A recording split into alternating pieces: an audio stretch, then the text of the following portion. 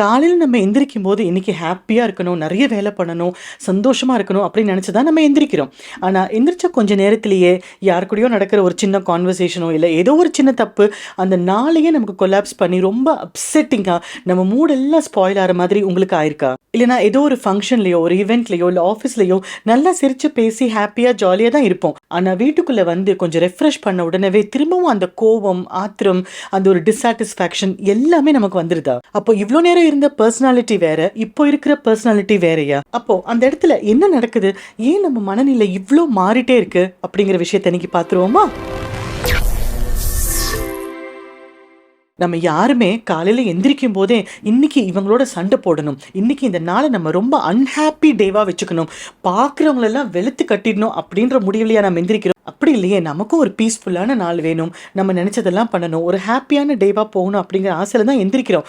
ஆனால் நம்ம வாழ்க்கையில் நடக்கிற சின்ன சின்ன விஷயங்கள், ஏதோ ஒரு கான்வர்சேஷன், ஏதோ ஒரு இடத்துல நம்ம கண்ட்ரோலை மீறி போகிறது, இல்லைனா சில நேரங்களில் எக்ஸ்பிளைனே பண்ண முடியாத ஒரு காரணத்தினால ஒரு கோபம், ஒரு அழுகை, ஆத்திரம் எல்லாம் வர்றது, அந்த சூழ்நிலையோட அழகையே ஸ்பாயில் பண்ணுறது, நம்ம நாளையே ஒர்ஸ்ட் டேவாக ஆக்குது இல்லை? அதே மாதிரி காலையில் 10 மணிக்கு ரொம்ப ஹாப்பியாக இருக்கும், ஆனால் 10:10 இல்லை 10:15 ஆகும்போது அந்த ஹாப்பினஸ் எல்லாம் போய் ரொம்ப ஒரு ஏமாற்றமோ இல்லை துக்கமோ இல்லை வெளியில் சொல்ல முடியாத ஒரு சேட்னஸோ வந்து நம்ம முன்னாடி இருந்த ஹாப்பினஸ் எல்லாம் அழிஞ்சு போகிற மாதிரி ஒரு நொடியாக மாற்றிடுறோம். ஏன் நம்மளோட நாளில் இவ்வளோ மூட் ஸ்விங்ஸ் இருக்குது அப்படிங்கிறத பற்றி தான் இன்றைக்கி பேச போகிறோம். அதுவும் எஸ்பெஷலி ஒரு பெண்ணுக்கு ஏன் இவ்வளோ பெரிய மூட் ஸ்விங் இருக்குது அப்படிங்கிறதான் பார்க்க போகிறோம். இப்போது வெளி உலகம் நம்மளை பார்க்குற பெர்ஸ்பெக்டிவ் என்ன அப்படின்னா, வீட்டுக்கு போனாலே நிம்மதி இல்லை, சின்ன சின்ன விஷயத்துக்கு கூட சிறுன்னு விழுறாங்க, எப்போ பார்த்தாலும் எரிஞ்சு விழுறாங்க, ஒரு சிரிச்ச முகமாக ஒரு பீஸ்ஃபுல்லாக ஒரு வீட்டில் இருக்க முடியுதா? பெண்கள் இருந்தாலே வீட்டில் இப்படி தான், எதுவுமே நிம்மதி இல்லை, சண்டை போட்டுகிட்டே இருக்காங்க, தொட்டதுக்கெல்லாம் குறை கண்டுபிடிக்கிறாங்க. இந்த மாதிரியான ஒரு ஐடென்டிட்டியை தான் வேர்ல்டு பார்க்குறாங்க. ஆனால் வெளி உலகமோ இல்லை ஆண்களோ, ஏன் சில சமயத்தில் வீட்டில் இருக்கிற பெண்களே கூட ஆனால் கொஞ்சம் புரிஞ்சுக்காம இதை மிஸ்இன்டர்பிரேட் பண்ணி ஒரு தப்பான ஐடென்டிட்டியை உங்களை பற்றி அவங்க டிஸ்பிளே பண்ணுறாங்க. அவங்கெல்லாம் யோசிக்கிறது, அவங்கெல்லாம் நம்மளை ப்ரெடிக்ட் பண்ணுறதெல்லாம் ஒரு பக்கம் இருக்கட்டும், உண்மையிலே நம்ம உடம்புல என்னதான் நடக்குது? ஒரு பெண் பியூபர்ட்டி வரத்துக்கு 1-2 வருஷங்களுக்கு முன்னாடி இருந்து மெனோபாஸ் வர்ற ஏஜ் வரைக்கும் அவங்க உடம்புல நடக்கிற இந்த ஹார்மோனல் ரோலர் கோஸ்டர் இருக்குது பார்த்தீங்களா, அதுதான் இந்த பிரச்சனைகள் எல்லாத்துக்குமே மேஜரான காரணங்களாக இருக்குது. சராசரியாக 11 வயசுலேருந்து 55-60 வயசு வரைக்கும் நம்ம உடம்புல நடக்கிற மாற்றங்கள், ஹார்மோனல் இம்பேலன்ஸ், இது எல்லாத்துக்கும் காரணம் தான் நம்ம இப்படி பிஹேவ் பண்ணுறது. யாராவது உங்ககிட்ட வந்து நீங்கள் ரொம்ப கோவமாக இருக்கீங்க, எதுவுமே பேச முடியல, தொட்டதுக்கெல்லாம் கோச்சுக்கிறீங்க அப்படின்னு சொன்னாங்கன்னா கோவத்தை உங்கள் மேலே எடுத்துக்காதீங்க, பிளேம் இட் ஆன் ஹார்மோன்ஸ். சரி, ஹார்மோன்ஸ்னால தான் இவ்வளோ பிரச்சனை வருதுன்னு நமக்கு தெரியுது, ஆனால் நம்ம அதுக்காக ஏதாவது ஆக்ஷன் எடுக்கிறோமா? நமக்கு இந்த ஹார்மோனல் இம்பேலன்ஸ் ரொம்ப அதிகமாக இம்பேக்ட் பண்ணுற 4 டைம் பீரியட் நம்ம வாழ்க்கையில் எது தெரியுமா? முதல்ல சொன்ன மாதிரி பியூபர்ட்டி, அந்த பருவநிலை எய்தறதுக்கு முன்னாடியும் அந்த டைம்லையும் நமக்கு இந்த ஹார்மோனல் இம்பேலன்ஸ் இருக்கிறதுனால நம்மளுடைய உடலில் நடக்கிற மாற்றங்கள் புரியாததுனால ரொம்ப கோபம் வர்றது, இல்லைனா ரொம்ப ஓவர் கான்ஷியஸ் ஆகிறது, சாப்பிட்றதை கம்மி பண்ணுறது, இந்த மாதிரி அந்த அடலசன்ட் டைமில் இருக்கிற அந்த குழந்தைகள் பண்ணுறதை நீங்கள் பார்த்துருப்பீங்க.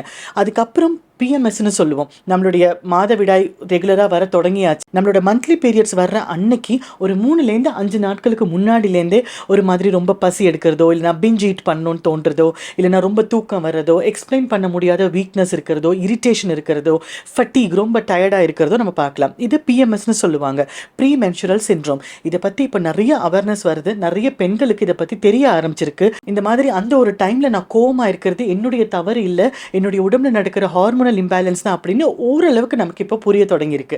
இதை தவிர ப்ரெக்னென்ட் டைம்லையோ இல்லைனா ப்ரெக்னன்சி கழிஞ்சு டெலிவரி ஆனதுக்கப்புறம் போஸ்ட்மார்ட்டம்லையோ இதே மாதிரி ஒரு சிவியரான ஒரு இம்பேக்ட் வரத்துக்கு நிறைய சான்ஸ் இருக்குது. அடுத்தது அஃப்கோர்ஸ் மெனோபாஸ். இந்த 4 டைம் பீரியட்லையும் ஒரு பெண்ணோட வாழ்க்கையில் உடம்புலையும் மனசுலையும் நிறைய மாற்றங்கள் நடக்கிறதுனாலையும் நிறைய ஹார்மோன் இம்பேலன்ஸ் ஆகிறதுனால வர இன்கன்வீனியன்சஸ் தான் இப்போ நம்ம சொன்ன சிம்டம்ஸ் எல்லாமே. சில நேரங்களில் நம்ம பெண்கள் கவனிக்க தவறுற, இவ்வளோ நாள் அவ்வளோ அவேர்னஸ் வராத இன்னொரு கண்டிஷன் என்ன அப்படின்னா பிஎம்டிடி அப்படின்னு சொல்லுவோம், ப்ரீ மென்சுரல் டிஸ்ஃபோரியா டிஸார்டர். இப்போ பிஎம்டிடிக்கும் பிஎம்எஸ்க்கும் என்ன வித்தியாசம் அப்படின்னா, ஜென்ரலாக வர மூட் ஸ்விங்கோ இல்லைனா அந்த ஒரு இமோஷனல் இம்பேலன்ஸோ, இமோஷனல் கிளாரிட்டி இல்லாமல் இருக்கிறதோ, இப்போது ஒரு நாளைக்கு ஒரு தடவையோ 2 தடவையோ இந்த மாதிரி மூட் ஸ்விங் வருது, சட்டுன்னு கோவமாக இருக்கேன், சட்டுன்னு சந்தோஷமாக இருக்கேன் அப்படின்னா அது நார்மல் தான். அதே மாதிரி உங்களோட பீரியட்ஸ் டைமுக்கு முன்னாடியோ அதுக்கப்புறமோ நடுவுலையோ ஏதாவது 1-2 நாள் இப்படி இருந்தாலும் நார்மல் தான், எதுவும் யோசிக்க வேண்டாம். அதுக்கு என்ன மாதிரியான செல்ஃப் கேர் பண்ணணுமோ அது பண்ணும்போதே அது போயிடும். ஆனால் கன்சிஸ்டன்ட் ஒரு 3-4 மாசமா எதுக்கு எடுத்தாலும் ஒரு கோவம் வர்றது, ஒரு அழுகை வர்றது, உங்களால கண்ட்ரோல் பண்ண முடியாத கண்ல எப்பவும் தண்ணி தழும்பிட்டு நிக்கிறது, ஒரு சின்ன சின்ன விஷயத்துக்கு கூட ரொம்ப ஓவர் சென்டிமெண்ட் ஆகி ஓவர் இமோஷனல் ஆகி அதை எப்படி நம்ம ரியாக்ட் பண்ணணும்னு தெரியாம எப்படி வெளிப்படுத்துறதுன்னு தெரியாம அழுது ஆர்ப்பாட்டம் பண்றது, இல்லைன்னா ஒசந்த குரல்ல கத்துறது, இல்லைன்னா எதுவுமே பண்ணாம உங்களை நீங்க தனிமைப்படுத்திக்கிறது, இந்த மாதிரி சிவியர் மூட் ஸ்விங்ஸ் இருந்தாலோ இல்லைன்னா சிவியரா இமோஷனலா ரொம்ப டவுனா இருந்தாலோ கண்டிப்பா நீங்க ஒரு தெரபிஸ்டையோ இல்லைன்னா ஒரு சைக்கியாட்ரிஸ்டையோ இல்லை உங்களோட கைனகாலஜிஸ்டையோ கன்சல்ட் பண்ணி அது பிஎம்டிடி தானா அப்படின்னு நீங்க புரிஞ்சுக்கிட்டு அதுக்கு ஏற்ற மாதிரி SSRI அப்படின்னு சொல்லுவோம், செலக்டிவ் செரோட்டோனின் ரீஅப்டேக் இன்ஹிபிட்டர்ஸ் அப்படின்னு சொல்லுவோம். இதெல்லாம் டாக்டர்ஸோட பிரிஸ்கிரிப்ஷன் இல்லாமல் நம்மளா சாப்பிடக்கூடாது, நம்மளா செல்ஃப் டயக்னோசிஸ் பண்ணிக்கவும் கூடாது. ஆனால் இது ஒரு அவேர்னஸ்க்காக சொல்ற விஷயம் மட்டும்தான். உலகத்தில் சராசரியா 8-9% பெண்கள் இந்த பிஎம்டிடியால பாதிக்கப்பட்டிருக்காங்க. ஆனா அவங்களுக்கு அந்த பிஎம்டிடி தான் பிரச்சனைன்னு தெரியாததுனாலையும் அதுக்கு உண்டான மெடிகேஷனை எடுக்காததுனாலையும் அவங்களோட பர்சனாலிட்டியை அவங்களோட ரிலேஷன்ஷிப்ஸை ரொம்ப ஹர்ட் பண்ற மாதிரி சில சுச்சுவேஷன் அமைஞ்சிருது. அதுக்கப்புறம் அவங்களால அந்த டிப்ரெஷன்லேருந்து வெளியில வரவே முடியறதில்லை. அதனால இந்த மாதிரியான மூட் ஸ்விங்ஸ் உங்களுக்கு கண்டினியூஸா இருக்கு அப்படின்னு ஒரு வேளை உங்களுக்கு தோணினா கண்டிப்பா அதுக்கு உண்டான டாக்டர் அட்வைஸை எடுத்துக்க வேண்டியது ரொம்ப ரொம்ப அவசியம். சரி, இப்போ இது பிஎம்டிடியா இல்லாத பட்சத்தில் நமக்கு நார்மலாக வர மூட் ஸ்விங்ஸும் நம்மளுடைய மாதவிடாய் காலத்தில் வர மூட் ஸ்விங்ஸையும் நம்மளை எப்படி ஹேண்டில் பண்ண முடியும், நம்மளோட ஐடென்டிட்டியை மற்றவங்க நம்மளை பற்றி இந்த மாதிரி தவறாக புரிஞ்சு வச்சிருக்கிறத நம்ம மாற்ற முடியுமா, இல்லை மற்றவங்க விடுங்க நம்மளோட ஆரோக்கியத்து மேலே நம்மளால கவனம் செலுத்த முடியுமா அப்படின்னா கண்டிப்பாக முடியும்.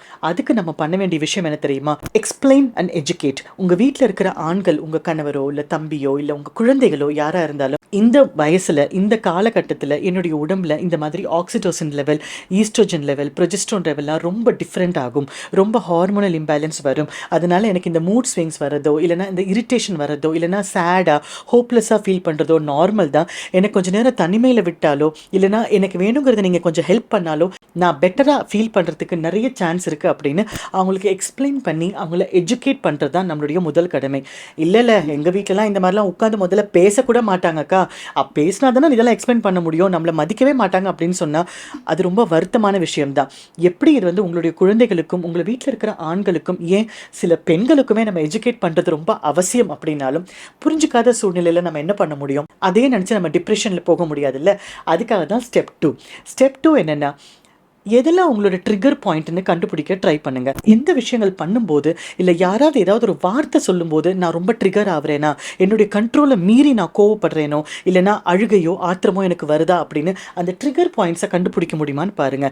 எப்போ உங்களால் அந்த ட்ரிகர் பாயிண்ட்டை கண்டுபிடிக்க முடியுதோ அந்த நேரத்தில் அந்த பிரச்சனைக்கோ இல்லை அந்த நபருக்கோ அந்த சூழ்நிலையோ நீங்கள் இம்மீடியட்டாக பர்ஸ்ட் ஆகி ரியாக்ட் பண்ணாமல் பொறுமையாக ரெஸ்பாண்ட் பண்ணுறதுக்கு நிறைய இமோஷனல் மெச்சூரிட்டி உங்களுக்கு வந்துடும். மூணாவது, இந்த மாதிரி ட்ரிகர் பாயிண்ட்ஸ்லாம் நீங்கள் ஒன்று ஐடென்டிஃபை பண்ணும்போதும் நீங்கள் உங்களுக்குன்னு ஒரு ஜேர்னல் வச்சு ஒரு புக்கில் இதெல்லாம் ரெக்கார்ட் பண்ண வேண்டியது ரொம்ப அவசியம். ஏன்னா நீங்கள் ஜேர்னல் பண்ணும்போது தான் உங்களோட இமோஷன்ஸை எப்படி ரெகுலேட் பண்ண முடியும், எப்படி சில விஷயங்களை வேற ஒரு கோணத்துலேருந்து பார்க்க முடியும், எப்படி வேற ஒரு கோணத்துலேருந்து டீல் பண்ண முடியும் அப்படிங்கிற அந்த ஒரு இமோஷனல் மெச்சூரிட்டி உங்களுக்கே வந்துடும். நீங்களே உங்களுக்கு தெரபிஸ்டாக மாற தருணம் அதுதான். நாலாவது, செல்ஃப் கேர். படித்து சொல்கிற அந்த செல்ஃப் கேர் தான். தேவையான சமயத்தில் தேவையான ஹெல்ப் சப்போர்ட் எடுத்துக்கோங்க.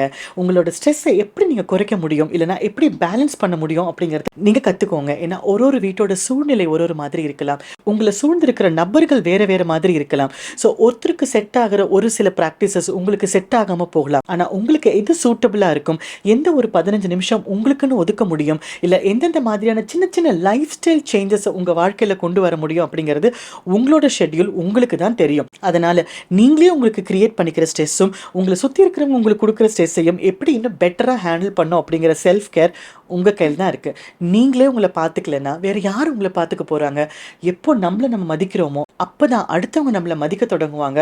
அவங்க மதிக்கிறாங்க அப்படிங்கிறதும் நமக்கு புரிய தொடங்கும். எல்லா பெண்களுமே என்னையும் சேர்த்து தான் சொல்கிறேன், நம்ம பண்ணுற பெரிய தவறு மற்றவங்களுக்கு பார்த்து எல்லாமே பண்ணுவோம். ஆனால் நமக்குன்னு வரும்போது அந்த இடத்துல நம்மளை கிராண்டடாக எடுத்துக்கிறது ஒரு பெரிய தப்புங்க.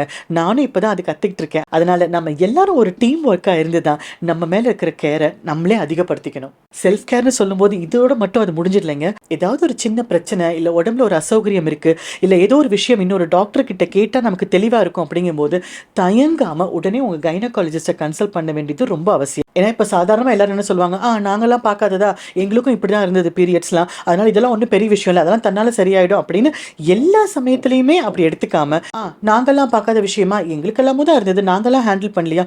அதெல்லாம் ஒண்ணும் இல்ல. எடுத்ததுக்கெல்லாம் டாக்டர் கிட்ட போணும்னு அவசியம் இல்ல அப்படின்னு எல்லாரும் சொல்லுவாங்க. கரெக்ட் தான். எல்லாத்துக்கும் பயப்படணும், எல்லாத்துக்கும் டாக்டர் கிட்ட போணும்னு அவசியம் இல்ல. ஆனா நம்ம பெண்கள் பண்ற தவறு என்ன தெரியுமா?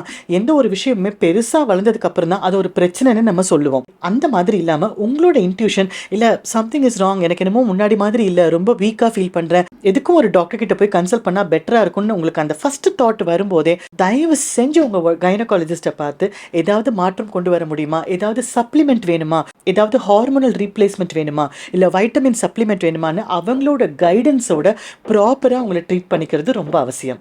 அது மட்டும் இல்லாம உங்களால என்ன பண்ண முடியும், என்ன பண்ண முடியாது, சில பேரை சாட்டிஸ்ஃபை பண்றது உங்க சக்தியில இல்ல, அது அவங்களுடைய ரூல்ஸ் அண்ட் ரெகுலேஷன்ஸ் அப்படின்னு வரதெல்லாம் கிளியரா புரிஞ்சுக்கிறதும் ஒரு செல்ஃப் கேர் தான். இது மட்டும் இல்லைங்க, இதை தவிர பண்ணக்கூடாத 2 விஷயங்கள் என்ன தெரியுமா? செல்ஃப் கேர்னு வரும்போது நம்மளே நமக்கு தெரியாம நம்ம பண்ணிக்கிற 2 பெரிய துரோகங்கள் என்ன தெரியுமா? முதல்ல, டோன்ட் ஹேட் யுவர் செல்ஃப். ஏன்னா இப்போ இருக்கிற சோஷியல் மீடியா லைஃப்ல என்ன ஆயிடுது அப்படின்னா, நம்ம ஆன் ஸ்க்ரீன்ல சில பேரை பார்க்குறோம், அவங்க பர்ஃபெக்ட் லைஃப்ல இருக்கிற மாதிரியோ இல்லை பர்ஃபெக்ட் லைஃப் ஸ்டைலோ இல்லை பாடியோ இருக்கிற மாதிரி நினச்சிட்டு நம்ம அவங்க கூட கம்பேர் பண்ணிக்கிட்டு இவங்களுக்கும் என்னோட ஏஜ் தான் இருக்கும், ஆனால் இவங்க எப்படி இருக்காங்க பார்த்தியா, என்னால் முடியல அப்படின்னு நம்மளே நம்ம ஹேட் பண்ணிக்கிறது.